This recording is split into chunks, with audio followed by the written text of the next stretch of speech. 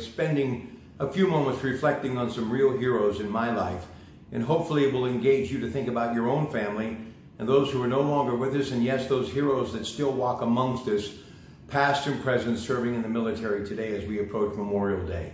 Memorial Day is a time to reflect and remember those who made the ultimate sacrifice.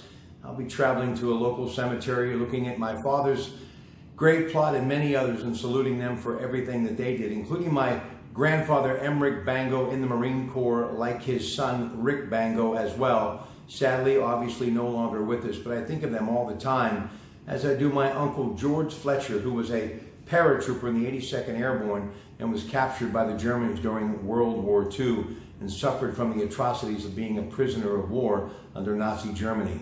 But what you saw moments ago was a piece of history. Andrew Michael Havancic, who died July 16, 1967. He was a Marine in Vietnam. We called him Shorty. His uncle lived behind me. His uncle fought in World War II, Joe Havancic, and one summer during my youth, after he was injured at the local brickyard, every night I would climb out my window when the moon was out and run up to the backyard to sit on his porch and talk about World War II. And that's when I became baptized in what true patriotism was all about. From my friends' fathers like Joe Nemisak and my father who served in the Navy and so many others, I have never forgotten you.